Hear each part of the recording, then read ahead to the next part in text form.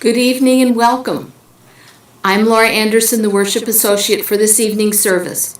I would like to welcome Reverend Kathy Schmitz, who is here to help us celebrate the holiday season. Also, we welcome Shannon Underwood, who's joining Jim Boyle this evening to entertain and regale us with beautiful hymns from our hymnal. I hope that each of you picked up a candle and a sheet with words for our responsive reading and also the hymn Silent Night. I hope you got those when you came in. They're in the back of the sanctuary if you did not. If you are our guest this evening, a special welcome to you. We invite you to join us again for our Sunday service. We meet at 10:30 on Sunday mornings here at the fellowship and also live stream our service on YouTube. I wish to express gratitude to Jim and to the choir members who will grace us with their beautiful music this evening, and also thank you to Corey and to Charlie for technical support tonight. Again, welcome all, and thank you for your presence here with us this evening. It is good to be together for this service of music, readings, and candles.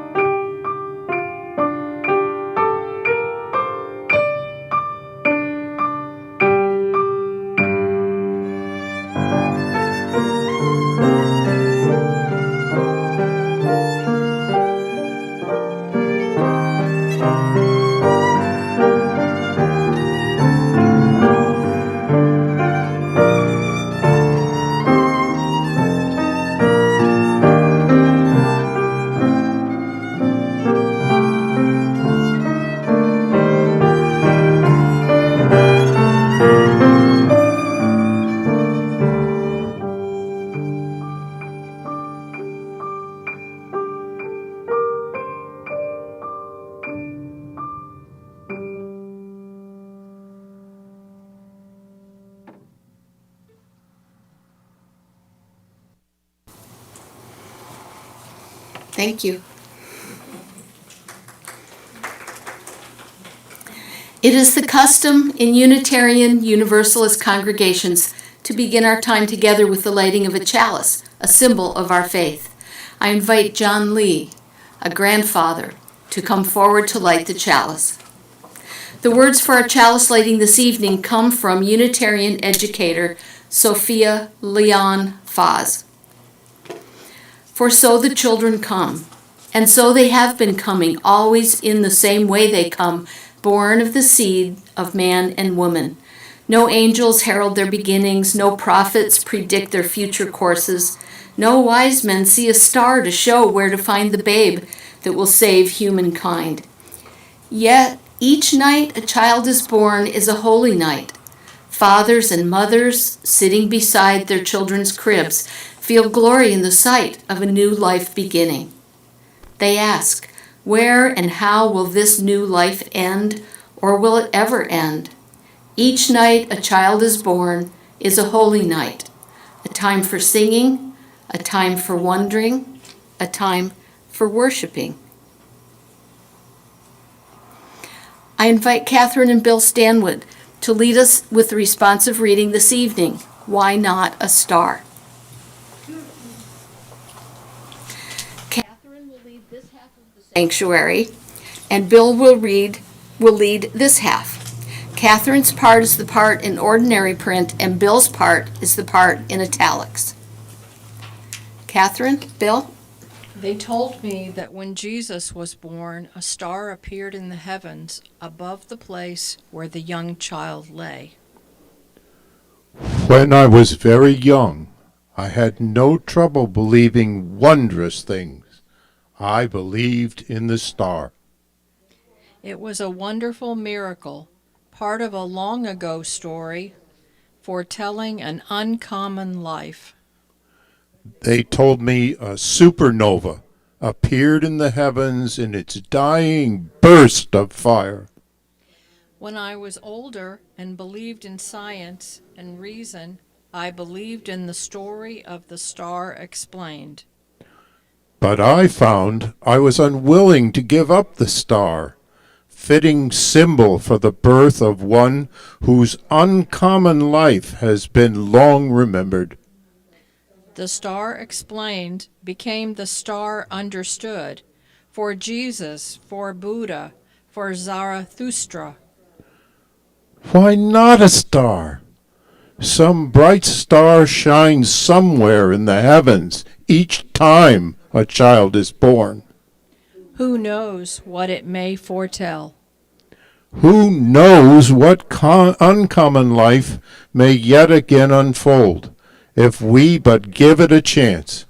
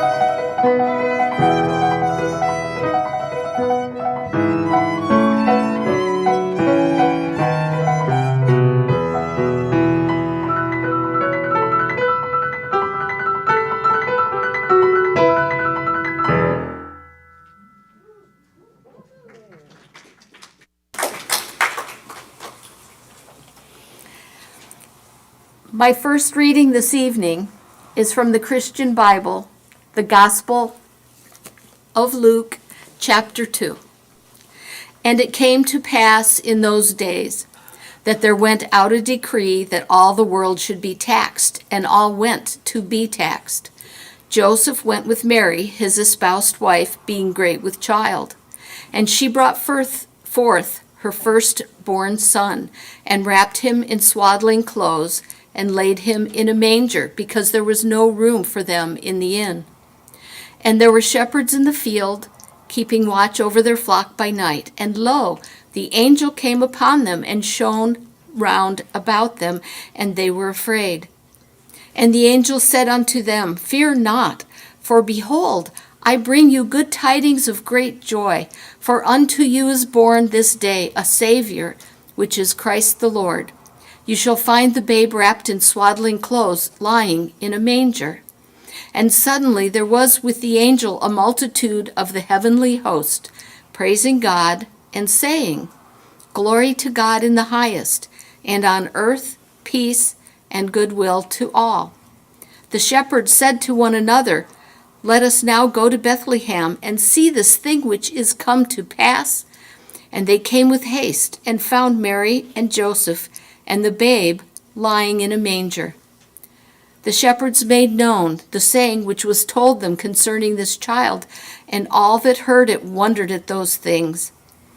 But Mary kept all these things and pondered them in her heart.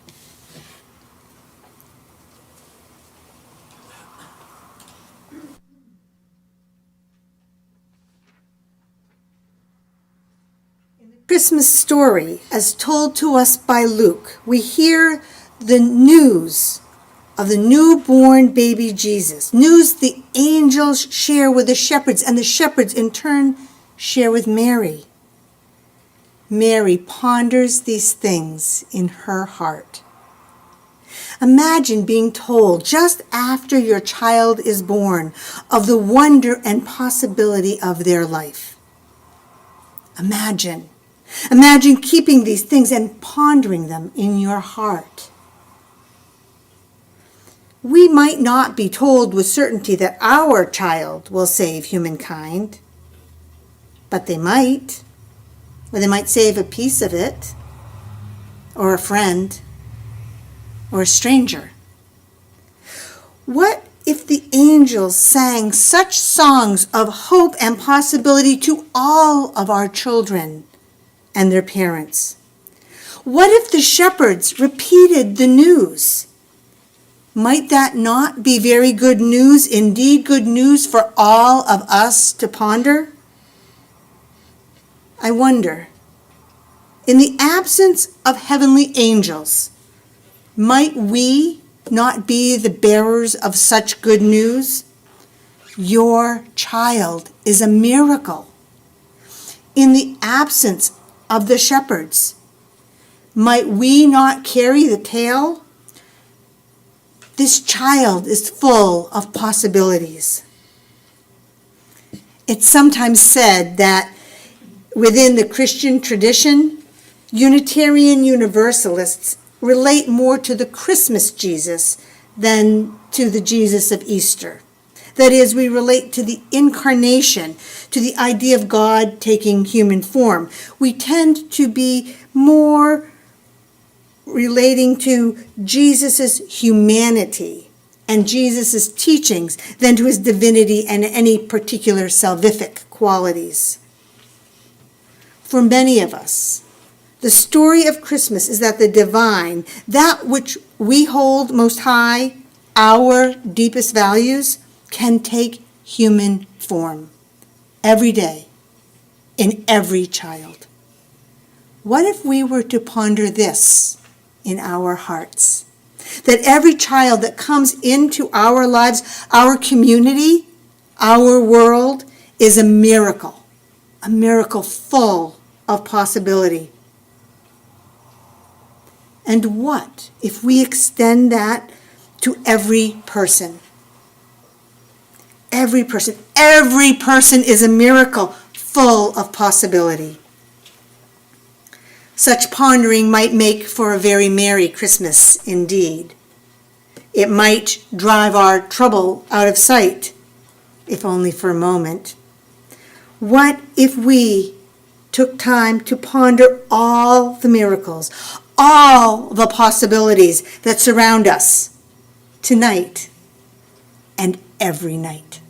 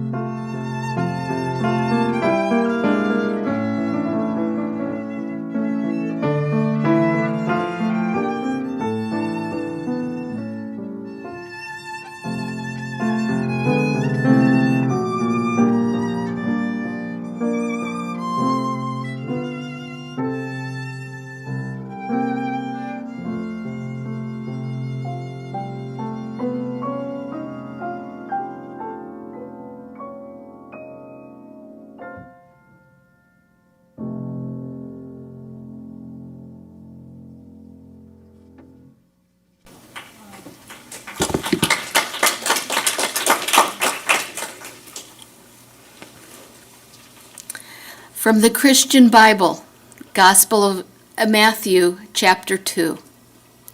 There came wise men from the east to Jerusalem, saying, "Where is he that is born King of the Jews?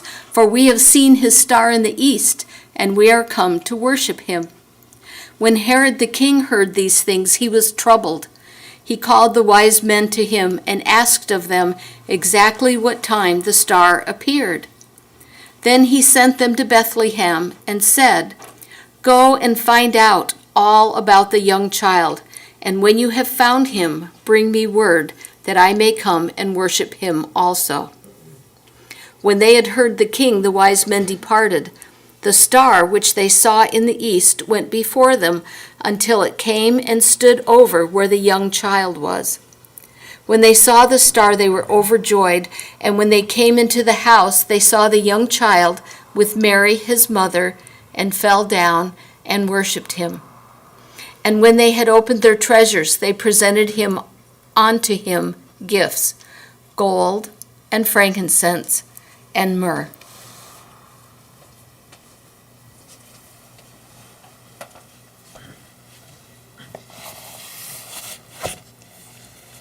They presented unto him gifts. That's what the gospel according to Matthew tells us. The wise men presented unto the newborn baby Jesus gifts. This is the babe that will save humankind. He can do all that, and he needs gifts? Really? Gold and frankincense and myrrh? Why? For what? This is the one of whom the angels sang, the one who will bring peace on earth. And so he needs what? I thought he was bringing the gifts. I thought he was the gift. Well, yeah, but it's one of those gifts. You know the kind? Some assembly required? The package says in bold letters, "Peace on earth." Here you go. And then in teeny tiny little print it says some assembly required. You've got to do some work as well. And they weren't kidding. 2,000 years and many Christmases have passed, and here we sit among the scattered pieces and parts. Oh, goodness knows that we have tried to put them together. Religions have tried their hand at assembly, and governments, philosophers have made their attempts, prophetic leaders and ordinary people, we've all tried. And we have had some amazing creations. But peace on earth has not been one of them. You see, the thing is, we have to use all the pieces provided. We can't pick and choose. We can't attach love for our family with strong bolts, but leave care for the stranger lying on the floor. We can't hammer for justice, and we've got to do it so tight. We've got to do it so tight that it doesn't fall off when we happen to find it inconvenient. We have all the pieces. Our task is to use them. The peace of which the angels sing, the promise of new life symbolized in the stories of Christmas, these gifts,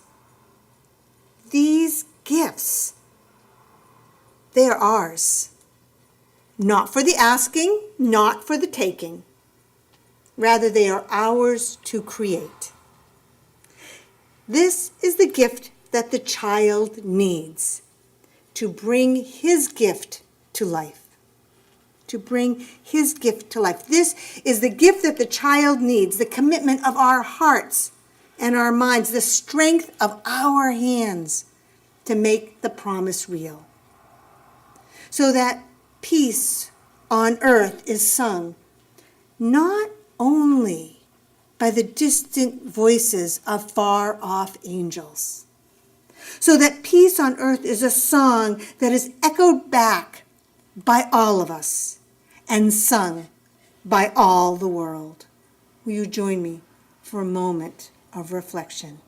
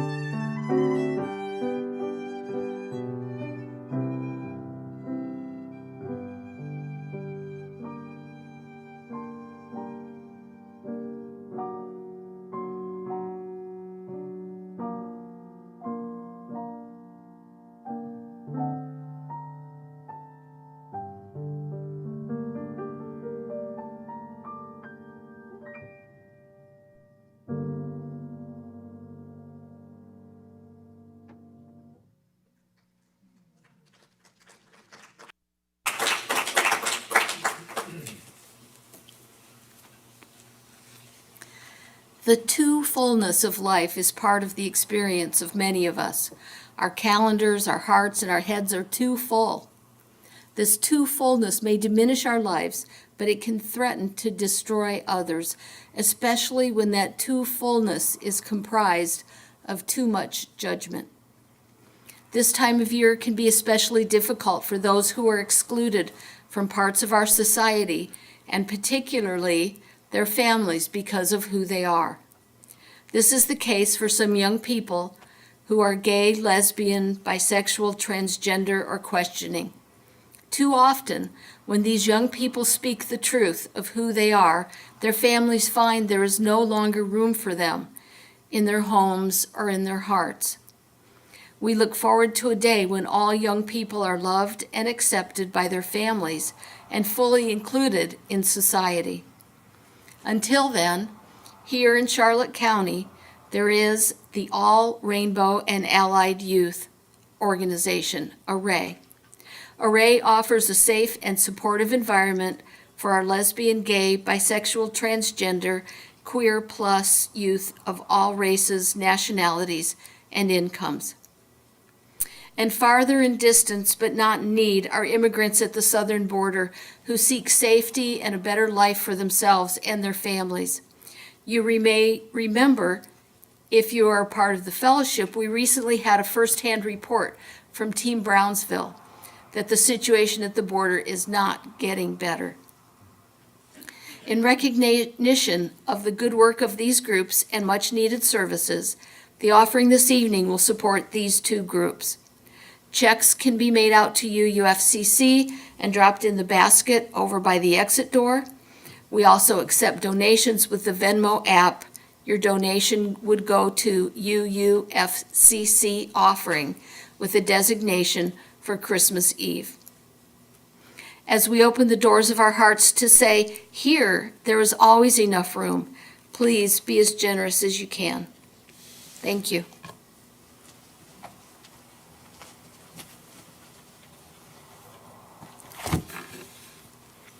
The star that shone in the sky on that first Christmas shines still, as a reminder that although the wish has been heard and the possibility is present, it is still up to us to make it real. One way we do that, to make anything real, is to give it voice. The message of peace on earth is given voice at Christmas. The prophets foretold it, the angels sang of it, the story has been told and retold. Even in our day, peace needs a voice. So we need to do more than wish for it. We need to sing of it. We need to speak of it. We need to make it real in our time with our words and our actions. Peace begins in our hearts, but that's not where it stays. In this season and at all times, may the passion of your heart sing forth.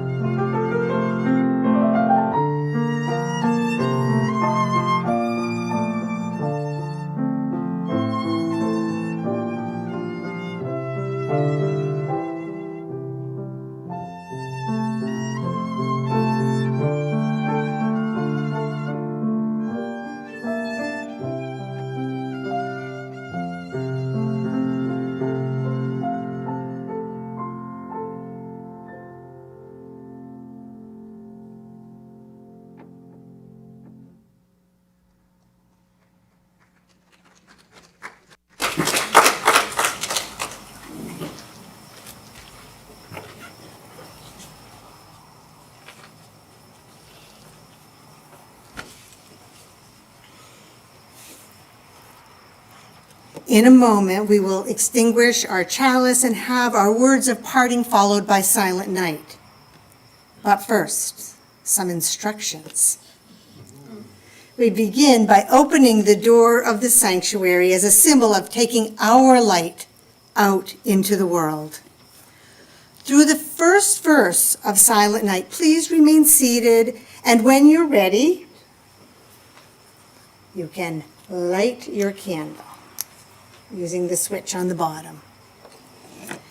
At the end of the first verse, now here's the important part, the end of the first verse, members of the choir will stand and carry their light outside, and they'll get ready and in place for singing. Then we'll invite others to leave in small groups. So please remain seated until you are invited to stand so that we can maintain our distancing. When you do carry your light out, please move all the way out to the driveway.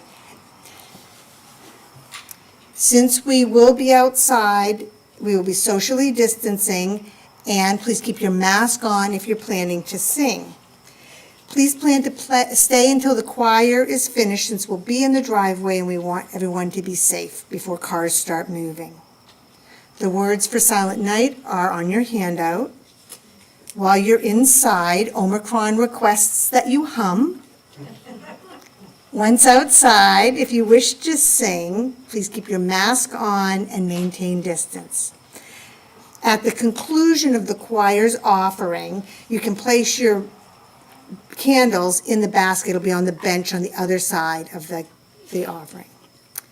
So now let us extinguish the chalice.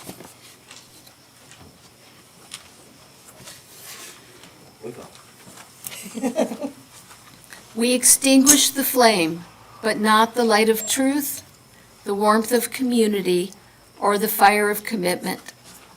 Those we carry in our hearts into a world that needs our love.